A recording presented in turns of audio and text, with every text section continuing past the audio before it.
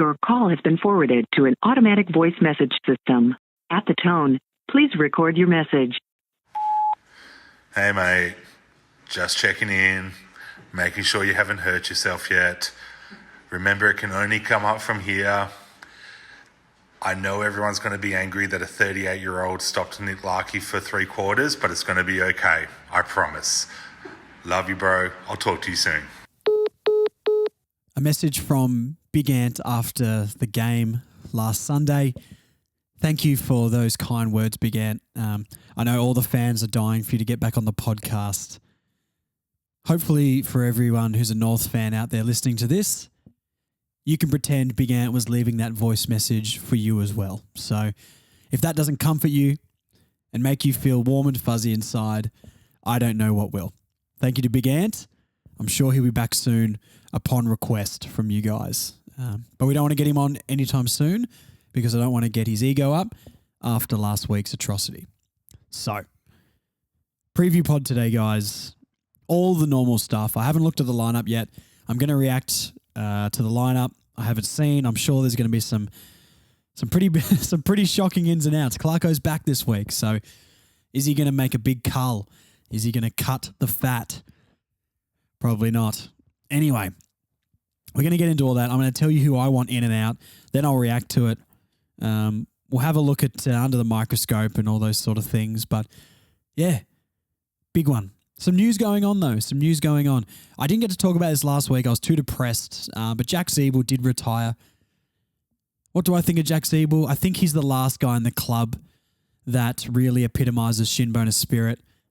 I think he's the last one that puts his body on the line, that really puts his body on the line. And I'm very worried now that he is going to be going.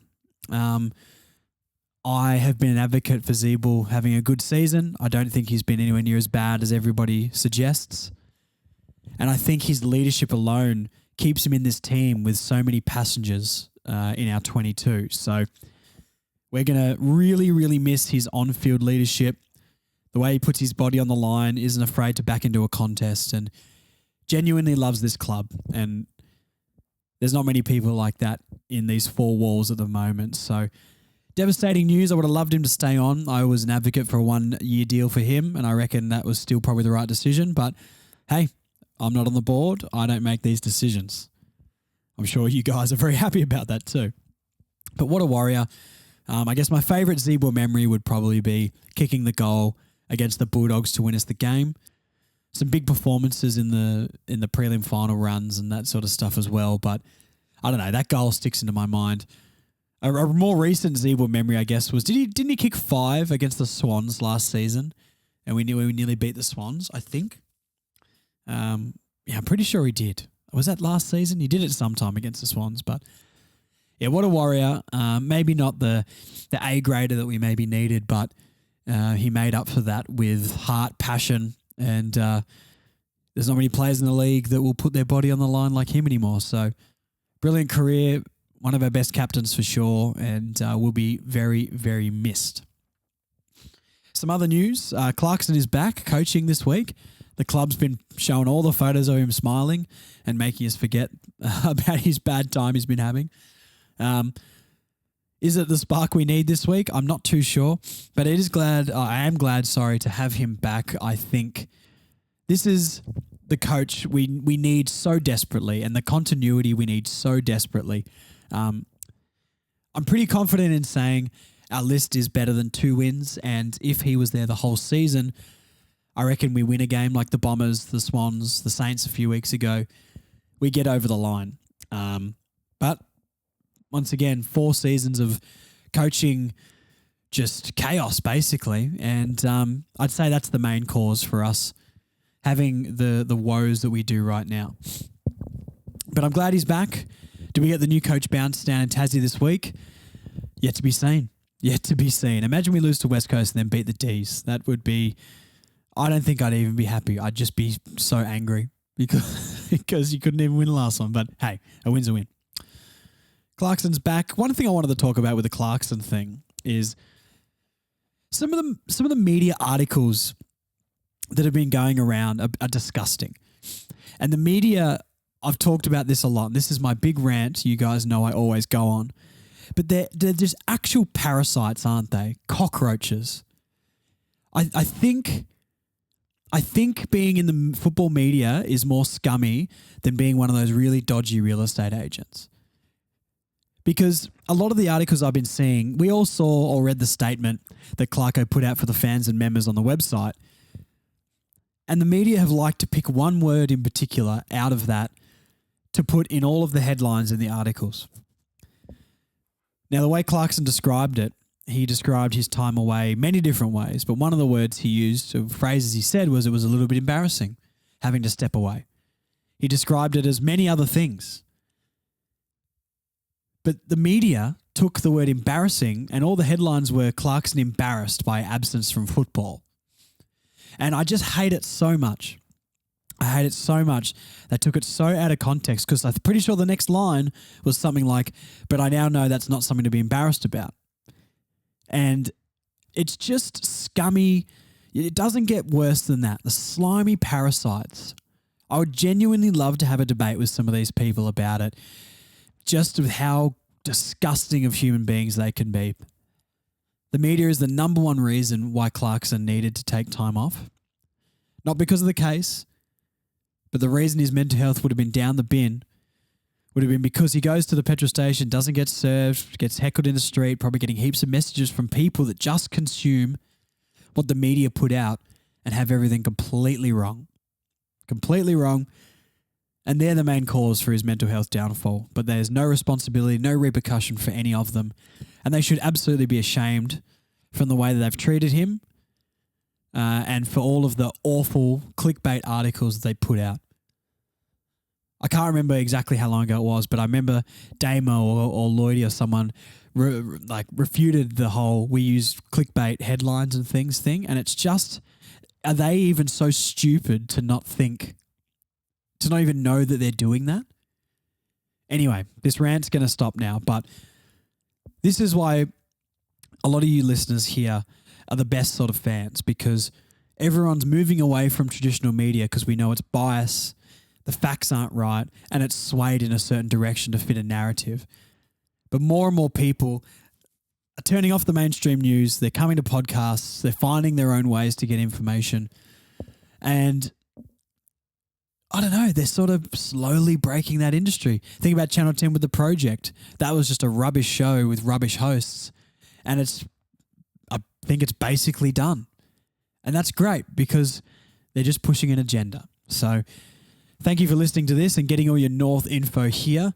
Not that I'm the most informed person ever, but it's more opinion-based and, you know, we'll always push against anything Caro or Kane Corn say because there may be validity to some of the things that they say, but it's drizzled and soaked in negativity and coming from a place of spite and a place of hatred for the club. So anyway, that rant over. The last bit of news I'm going to talk about is Tarryn Thomas. Now, Tarryn Thomas through the week after the loss to the Eagles unfollowed the club on social media. Now, that's not a good sign. That's not a good sign. Someone in their early 20s knows exactly what that means. No one accidentally unfollows, just like he accidentally posted the photo or the video of him driving with his feet up on the thing. And I've been a Tarryn supporter. I don't excuse anything he's allegedly done or got convicted of doing, but I'm a supporter of giving people other chances and giving people the right platform and the right environment to grow as a person and be better. And that's what I thought he was doing. Unfollowing the club on social media suggests to me his head's not in it and he wants to leave. I think that's a pretty fair judgment of the situation. I went onto Tarryn's Instagram. Yes, he's unfollowed the club. He has. Now, if he wants to leave, get him out of this club as soon as humanly possible. Because after the club stood by him, sorted out his plans to come back in, his step-by-step to getting back to AFL football, standing by him, supporting him through all of his problems that he's caused, and then he treats us like this. I know it's only an unfollow, but it does mean more than just unfollowing the club. It does. You don't unfollow the club you play for unless you're trying to send a message. It's happened in the NBA. It's happened in the EPL, every other sport, and it always suggests something pretty strong. So I hope he goes. If this is the case, I don't want him here if he's going to be like that. I've always been a Tarryn supporter. He's so talented, and I want him to be part of this team. But if this is the stuff he's going to pull after all of his awful off-field activity and our support as a club and a fan base, then just get out, mate. Because you're going to start getting booed at games, and I'll be one of them. If you're going to unfollow our club in the hardest period, you're someone that can lift us up. You're someone that can help us get back to where we're meant to be. We're the team that drafted you. We're the team that stood by you. And if this is the case, you unfollowing to send a message, which, let's be honest, it probably is, then that's not good enough. And hopefully he's off the list or traded in the off-season. He can go and rot on another club because, that's pretty low. That's pretty low. Yes, maybe I'm hurt from the week it's been. The banter's been real from every other fan in the league.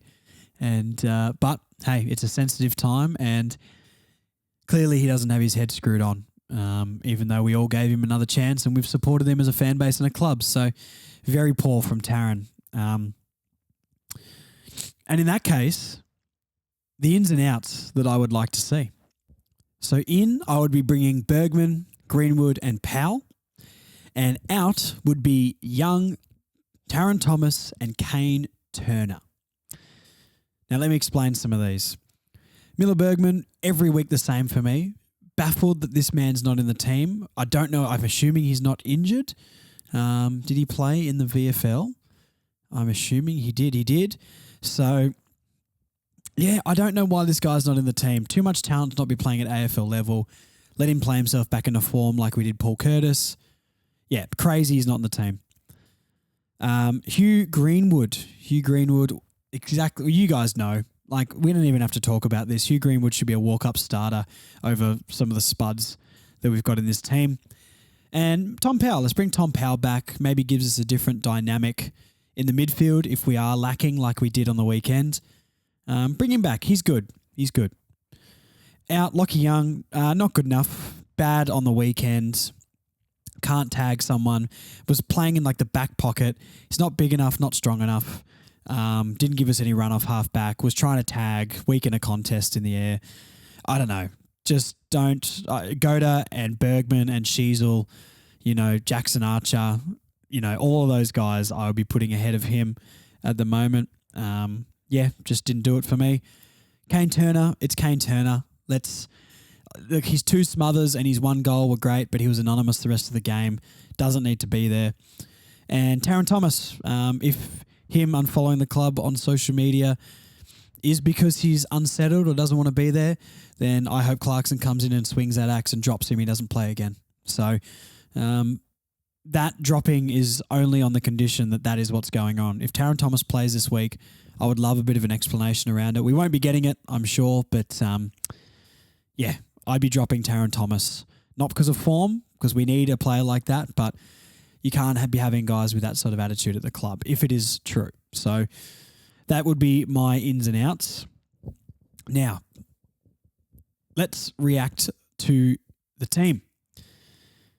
Let me just go on the gram and see if I can find this, guys. Give me 2 seconds. Here we go. All right. Okay. So in Cunnington, Powell and Lazaro, no outs. Oh, interesting. What has Hugh Greenwood done? If I was Hugh Greenwood, seeing Young, Turner, Lazaro, I know it was his first game, but like Hanson Jr., Tom Powell even. I like Tom Powell, but what's going on? I would have thought Clarkson would have come in and, swung the axe a little bit and been like, you're not good enough. That's sort of disappointing to see, to be honest. Cunnington in is an interesting one. Maybe trying to do something different in the midfield. I'd be happy to see Cunnington back. We've got nothing to play for. We're not going to win any more games for the rest of the year, so you may as well. Hugh Greenwood, man. But Miller Bergman as well. I just don't understand. Am I crazy, guys? Am I honestly crazy? Like, how is Lockie Young or Kane Turner especially, or Charlie Lazaro, playing ahead of Miller Bergman and Hugh Greenwood. It's just wild. I'd love to be able to have like a fan press conference and they actually answer some of these questions. Anyway, that's really disappointing. I thought there'd be more changes this week with Clarkson back in.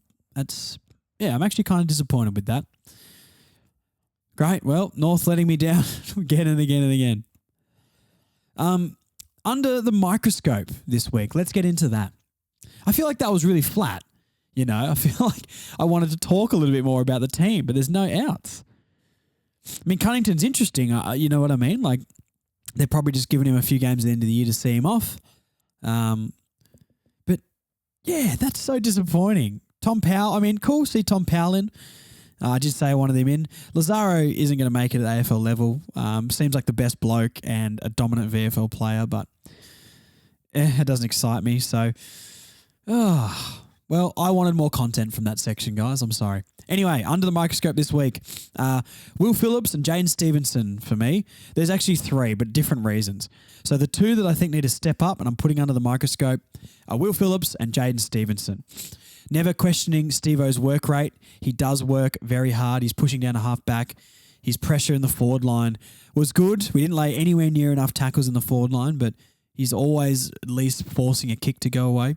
But his first half of the season was great. He's been pretty poor since the bye finished, so we need a response from him. Will Phillips, I think last week was pretty lackluster as well. We've seen what he can do. He needs to grow into it a little bit more, but yeah, our midfield was very one-dimensional last week and he needed to make a bigger impact and he didn't. So I'd like Will Phillips to get back to his best in that midfield with a midfield of like LDU, Will Phillips, and you could throw a Tarryn Thomas or someone like that in there, even though I think he should be dropped. Paul Curtis is another one under the microscope this week. I want him to back up that performance. I need him to back that up because that was a great game from him individually last week. He did everything he could, but you need to back it up after the season you've had. So I'd like to see Curtis come out, at least kick a couple, be a good presence in the forward line, and just cause some havoc down there, to be honest, even though the Dees have a great defence. The Dees are coming off some decent form. I'll try and find out here how many they've won in a row, but who did they have last week? Let's have a look. They had, yes, a 32-point win over the Tigers. So look, they're in decent form.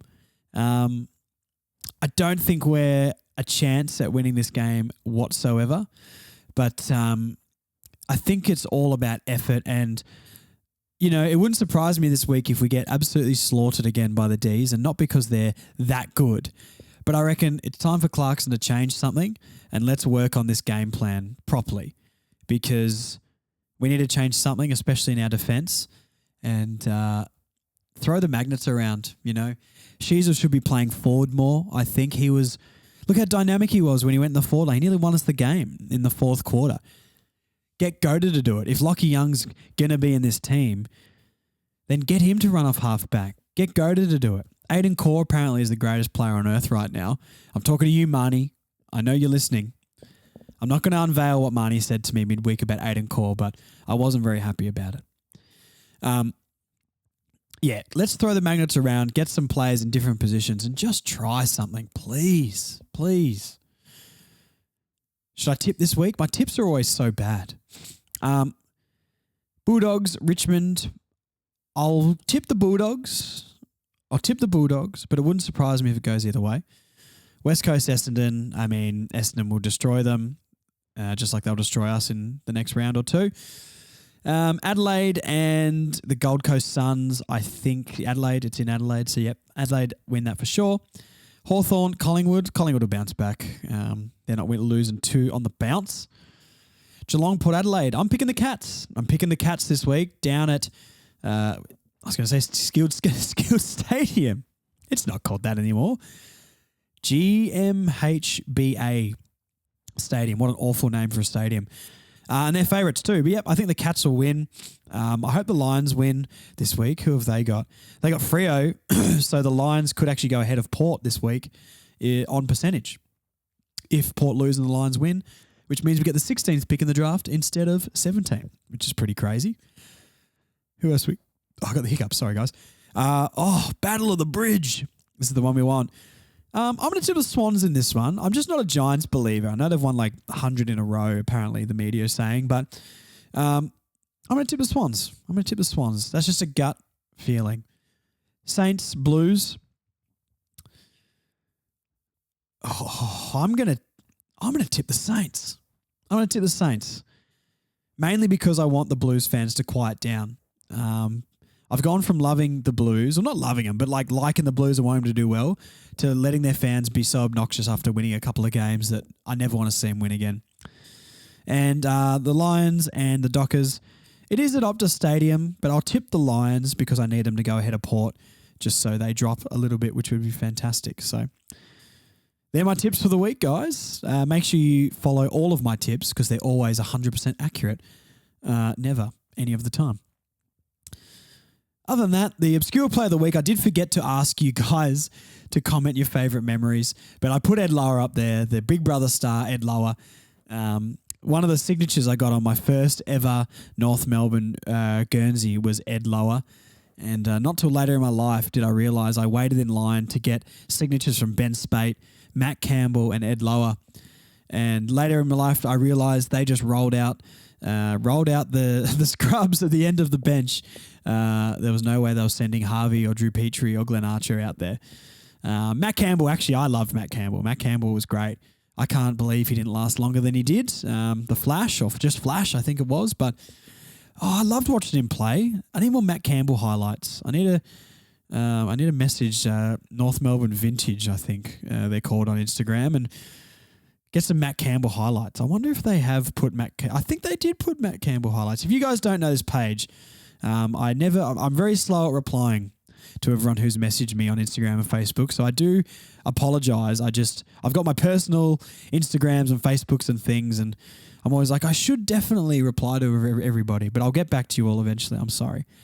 Vintage North Melbourne merch / clips on Instagram puts up some brilliant old school North content. So get over there for all your Matt Campbell highlights, guys. Even though, you know what? It's Nostalgic Play of the Week.